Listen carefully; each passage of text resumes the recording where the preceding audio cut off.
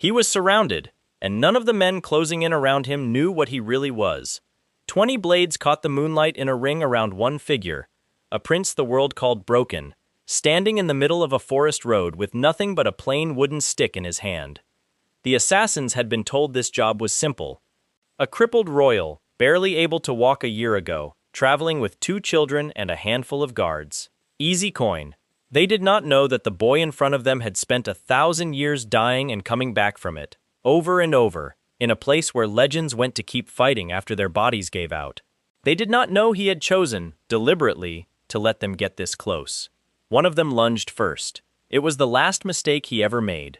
To understand how a prince with a wooden stick came to stand alone against 20 trained killers, and win without so much as bending his knee, the story has to go back 6 years. Back to a cold stone room, a bed that had not been slept in properly for half a decade, and a pair of eyes that finally opened.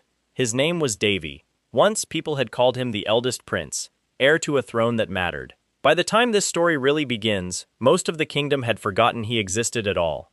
6 years earlier, an arrow had taken him in the back, fired by someone who shared his blood.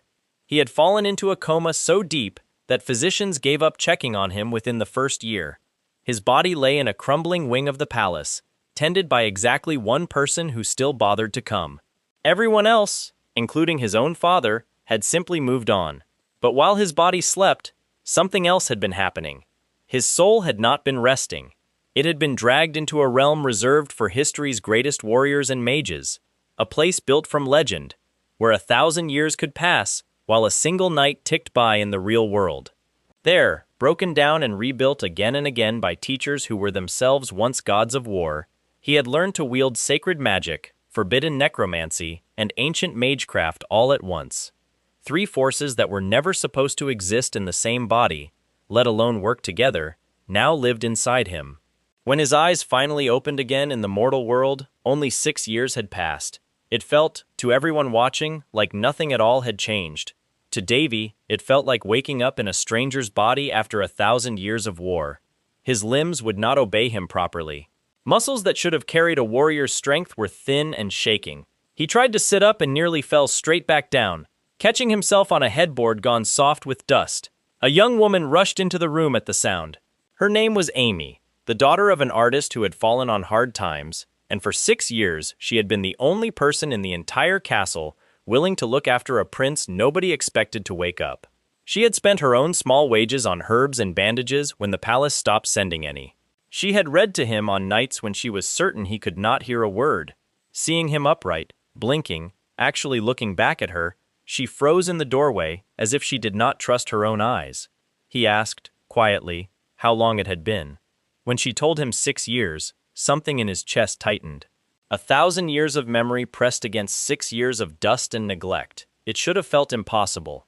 Instead, it felt like exactly what he deserved, given how the last 6 years had apparently gone for everyone who was supposed to care about him. He tested his new understanding almost immediately. Sitting there, weak as a newborn on the outside, he reached inward and found the pathways his mentors in that other realm had drilled into him for centuries. Threads of holy light and threads of shadow, kept from tearing each other apart by a technique so dangerous it was never supposed to be attempted by a living person. He guided a small trickle of that power into his wasted muscles. Color returned to his skin in front of Amy's eyes. The tremor in his hands eased. He was still far from strong, but the change was enough to make her drop the water basin she was carrying. She called for the castle physician, an old man who had long since stopped expecting good news from this room. He examined Davey with hands that shook slightly, checking pulse, checking eyes, muttering that this should not be medically possible. Davey said nothing about where the strength was really coming from. As far as the physician and Amy would know, this was simply a miracle. A stubborn body finally healing on its own. That was exactly how he wanted it. He had learned something else in that realm of dead legends. Something no sword technique could have taught him. Real power, kept quiet, was worth more than power everyone could see. A man who looked helpless would never be watched closely. A man who looked helpless could walk right past his enemies while they laughed at him.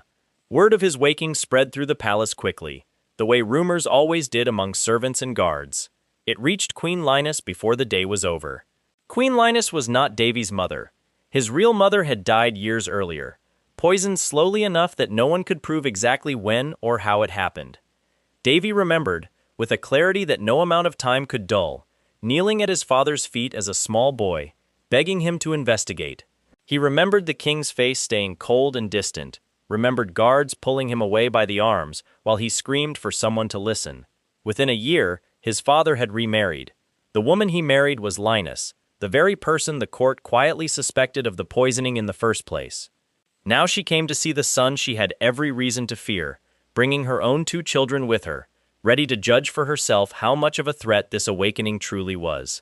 Prince Carlos walked in first, older now than the boy who had put an arrow in Davey's back, still carrying the same careless cruelty. He looked at his half-brother sitting weakly against his pillows and laughed under his breath. He said it was almost sad, watching something so pathetic try to sit up straight. He asked, with mock concern, whether Davey even remembered how to hold a sword anymore. Davey let the insult land without reacting. Inside, he was doing something Carlos could never have imagined. He was quietly running a thread of mana through the room itself, testing the air, reading the tension in every guard's stance, mapping exits without moving his eyes. Carlos saw a broken invalid. He was, in truth, standing 3 feet from someone who could have ended his life 11 different ways before he finished his sentence. Third Prince Benedict, younger and gentler than his brother, hung back near the door looking uncomfortable with the mockery. He was training hard to become a proper knight, driven by a real wish to protect his family, and something about seeing Davey humiliated clearly did not sit well with him. Princess Winley, Davey's twin half-sister, stood close to Benedict, arms crossed, watching Davey with an expression that was harder to read. There was suspicion there, but also something softer underneath it. Queen Linus said little. She studied Davey the way a hunter studies a wound, to see if it is truly fatal. When she finally spoke, her words were smooth and careful, wishing him a full recovery in a tone that suggested she hoped for the opposite. Then she left, taking her sons with her, leaving Davey alone with Amy and the fading echo of Carlos's laughter. Amy waited until the door closed before she let out a breath. She admitted, quietly, that she had been dreading this visit for days. Davey told her she did not need to be afraid of them anymore. He did not explain why. He was not ready to tell anyone the truth yet, not even the one person who had earned it most. Over the following days, he started paying attention to something that made his blood run cold, in a very different way than any battle ever had. The castle's finances. As the eldest prince, he still technically had a household budget, funds meant to cover his care, his staff, basic repairs to his crumbling wing of the palace. When he asked to see the ledgers, what he found was theft on a scale that would have been comic if it were not so cruel. The finance department had been quietly diverting his allowance for years, assuming a comatose prince would never check. Amy's own wages, promised to her as his caretaker, had gone unpaid for months at a stretch. She had never once complained to him about it. She had simply kept working, using her own savings to buy food and medicine, never mentioning that the palace owed her money at all. Something about that quiet sacrifice hit him harder than anything Carlos had said. He decided, right there, that he was done being someone people could steal from without consequence. He did not storm into the finance office and demand answers. That would have meant admitting he was strong enough to be angry. Instead, he did something the corrupt officials would never expect from a supposedly frail invalid. He went hunting. Slipping out to the edge of the palace grounds with nothing but a plain knife, drawing on centuries of survival skills learned from grizzled warriors in that other realm, he tracked and brought down a massive wild boar that had been terrorizing the nearby woods for weeks. He returned dragging the carcass himself, blood on his hands, breathing hard but very much alive. The kitchen staff stared at him like he had grown a second head. A boy who supposedly could not walk properly had just fed himself better than the palace kitchens had managed to feed him in months.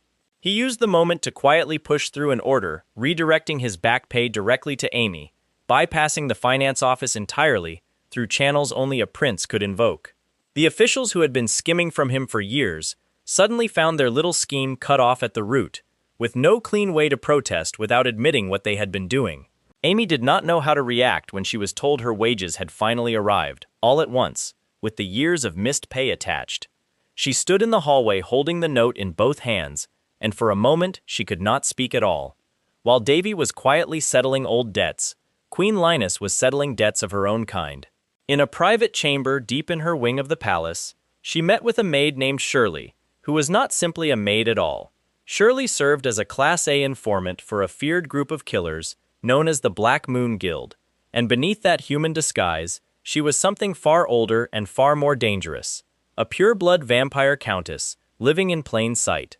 Linus made her intentions clear. Davey's sudden strength worried her more than she wanted to admit. A crippled stepson who might quietly wither away was useful. A stepson who was somehow hunting boars again was not. She wanted him gone, quietly, before he became a real threat to her son's claim on the throne. Shirley promised it would be handled. Neither of them had any idea what they were actually preparing to send after him. A few nights later, alone in the overgrown palace gardens, Davey attempted something even his instincts told him was reckless. He began the artery circle, the forbidden technique that let holy power and dark power move through the same body without tearing his heart apart. He had built the pathway inside himself already, but holding it steady under real strain, in the middle of active meditation, was another matter entirely. Sweat broke across his forehead as the two opposing forces pulled against each other inside him. For a long stretch, nothing seemed to change, both energies grinding against the walls of the circle like trapped animals. Then, all at once, his vision blurred and his knees buckled. He collapsed forward, and it was Amy, who had come out looking for him with a blanket over her arm, who caught him before he hit the stone path. She had no idea what he had actually been doing. All she knew was that the prince she had nursed back from a coma had just gone limp in her arms in the middle of the night, and for one long, terrified moment she thought she had lost him all over again. He came back to himself slowly, aware of her hands gripping his shoulders and her voice shaking as she said his name. When his eyes finally focused, he found, to his own quiet astonishment, that the circle inside him had settled. The two forces that should never have coexisted were finally moving together, smooth and controlled, like water flowing around a stone instead of crashing into it. Exhaustion aside, he had done something that ancient records claimed no one had survived attempting in centuries. He told Amy he was fine, that it had just been too much exertion after so long recovering. She did not fully believe him, but she helped him back inside anyway, staying close until his breathing steadied. The threat Queen Linus had set in motion arrived a few days later, though not from Shirley directly. It came dressed in holy robes. A priest named Boris arrived at the castle under the pretense of performing a routine spiritual inspection on the recovering prince. In practice, he was far more interested in Amy than in Davey. He cornered her in a corridor, and when she tried to step past him, he grabbed her wrist hard enough to bruise. When she pulled free and told him to leave her alone, he struck her across the face. Davey heard the sound of it from 2 rooms away, faint but unmistakable, and something in him went very still and very cold. By the time he reached the corridor, Boris was leaning close to Amy again, voice low, demanding she meet him alone that night, threatening to have the prince's medicine supply cut off entirely if she refused. Amy stood with one hand pressed to her reddened cheek, refusing to back down even as fear showed plainly in her eyes. Davey called out, calm and unhurried, asking Boris to walk with him. The priest, seeing only a weak and unremarkable invalid, agreed without a flicker of concern.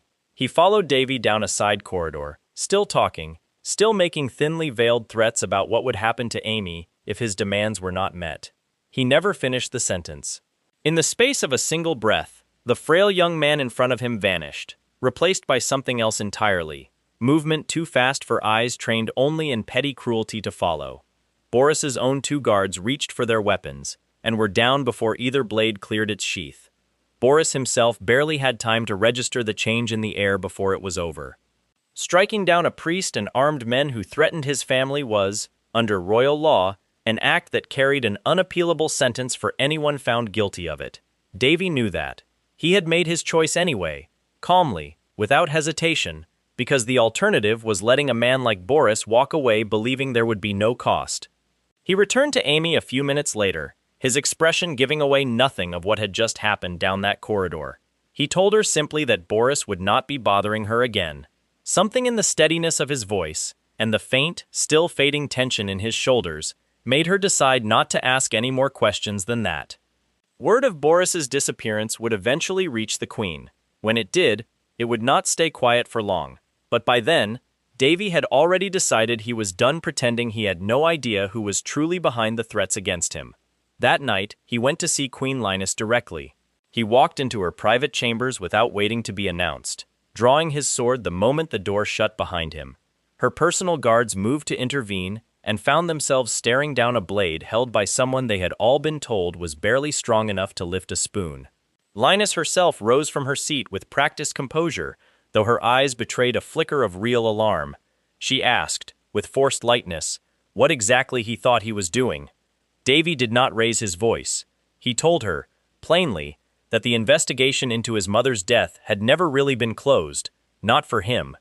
He told her he knew far more than she was comfortable with, about poison, about a priest who worked for interests that were not his own, about an arrow fired 6 years ago by someone standing far closer to the throne than anyone official was willing to admit. He watched every word land, watched the practiced calm on her face crack just slightly at the edges. For the first time since he had woken from that 6-year sleep, Queen Linus looked, for a moment, genuinely afraid of him. He left without another word, sheathing his sword as calmly as he had drawn it, letting the silence behind him do the rest of the work. Not everyone in that palace was working against him, though it had taken him time to learn that. A few nights after the confrontation, the Grand Chamberlain, an older official named Bessus, requested a private audience. Davey expected another political maneuver. What he got instead was a group of palace thieves dragged in chains. Caught, Bessus explained, trying to steal from Davey's own dwindling stores. Then Bessus said something that changed the shape of everything Davey thought he understood about his years asleep.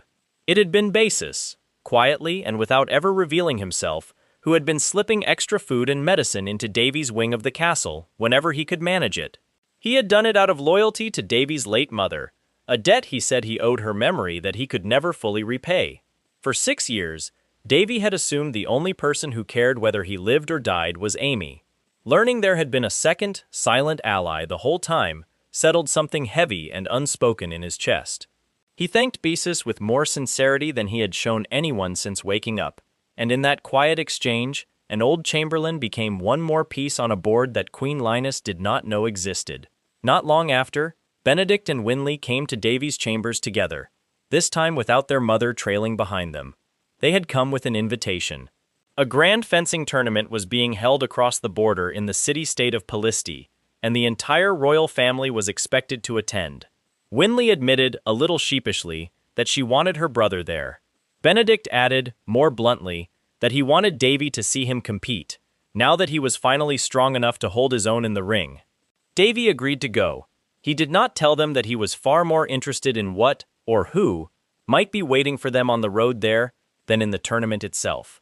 The carriage left the capital a few nights later, under cover of darkness. Guards riding close on either side, the two younger royals dozing against the cushions as the wheels rattled over uneven stone. Davey sat across from them, watching the tree line slide past the window, feeling something in the air shift the deeper they traveled from the city. He had learned, over 1,000 years of training, to trust that feeling without question.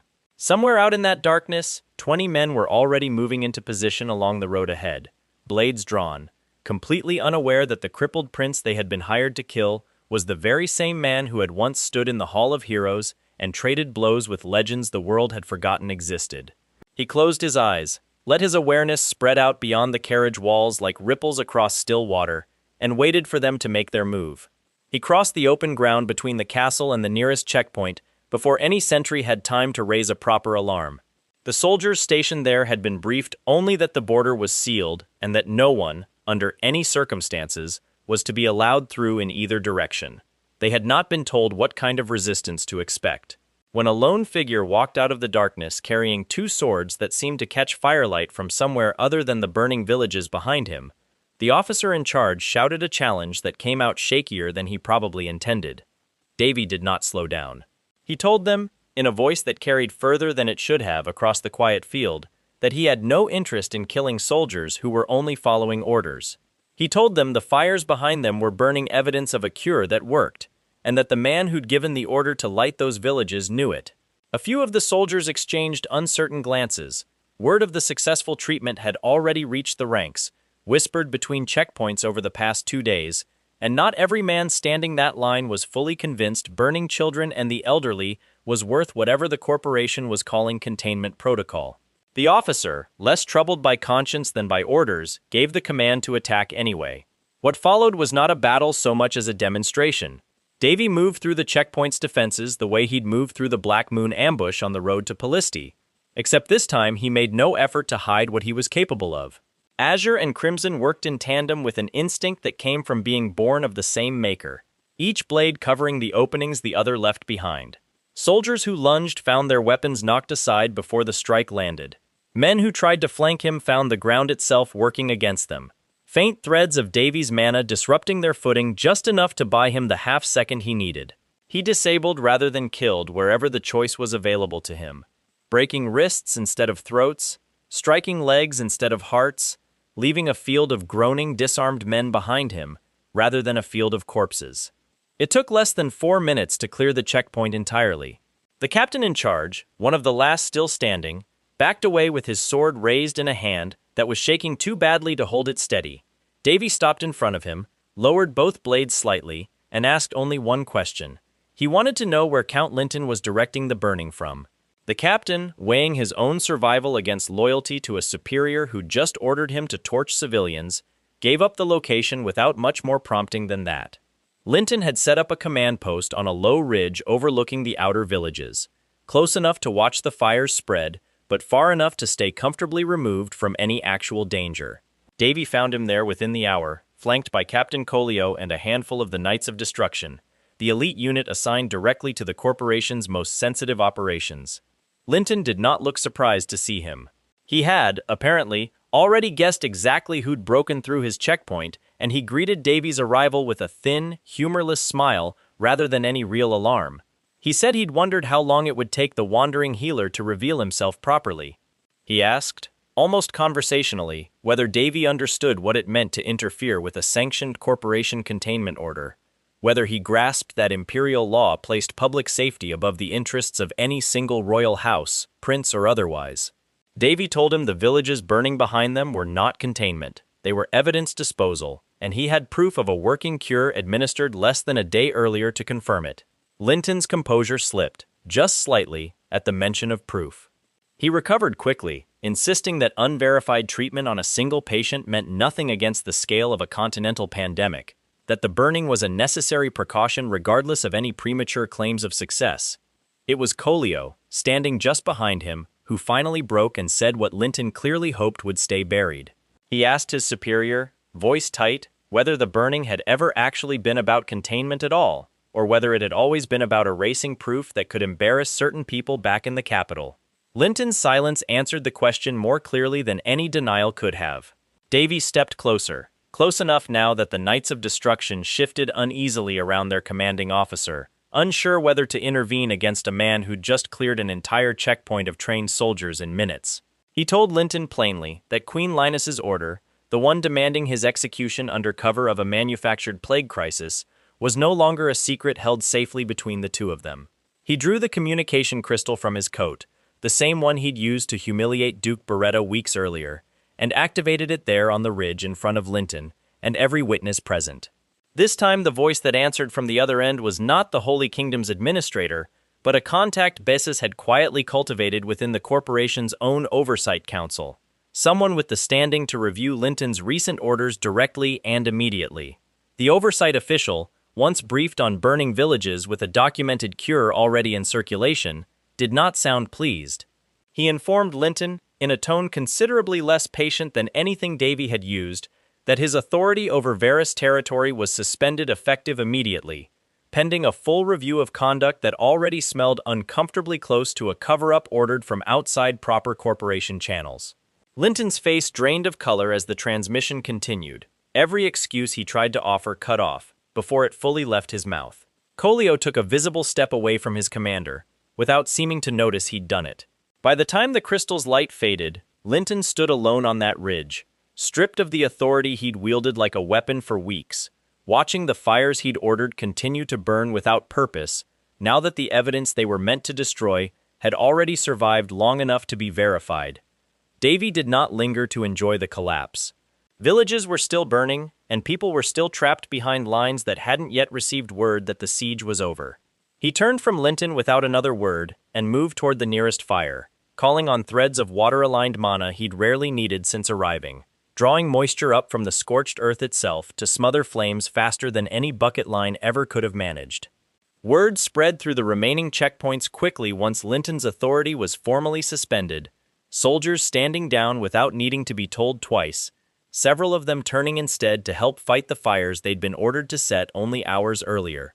By the time full dawn broke over Varys territory, the worst of the burning had been contained, and what remained of the outer villages, scorched but not entirely lost, stood as proof that the siege had failed to erase what it was meant to bury. Baron Gorno arrived at the smoking perimeter not long after, having heard reports of the night's events from soldiers eager to distance themselves from Linton's collapsing command. He found Davey standing amid the wreckage, exhausted but steady, and asked quietly what came next for a territory that had just survived both a plague and the men sent to hide it. Davey told him the cure needed to reach every remaining patient in Varys before anything else, and that once that was done, the people responsible for turning a medical crisis into an assassination attempt needed to answer for it somewhere the whole continent could see. Word of what had actually happened in Varys reached the capital within days, carried by officials who no longer had any reason to protect Count Linton's version of events. Queen Linus received the news in her private chambers, and for the first time since Davey had woken from his coma, the confidence that had carried her through every previous confrontation failed to reassemble itself on her face. She had ordered the execution of a prince who had, by every account now reaching the court, personally cured a disease that had baffled the continent's finest physicians for a decade, then broken an armed blockade to save the very villages her order had tried to burn. There was no version of that story that painted her as anything other than exactly what she was. In Hines, Winley sat beside Patna's recovering bed, watching her bodyguard breathe easily for the first time in days, and allowed herself to believe, for the first time since this had all begun, that her brother truly was capable of anything he set his mind to. And in the Varys castle, standing at the same wall he'd stepped off from the night before, Davey looked out over villages that were still standing only because he'd refused to let them burn, and understood that whatever quiet, hidden life he'd hoped to build in a forgotten border territory had just ended for good. The continent had seen what he could do now, even if most of it still didn't know his name. Somewhere beyond the borders of Varys, in shadows even Echo's contacts hadn't fully mapped, the vampire Lord Pace received his own report of the night's events, and began reconsidering, for the first time, whether the prince he'd been quietly working against was truly the harmless royal exile everyone in the capital still believed him to be.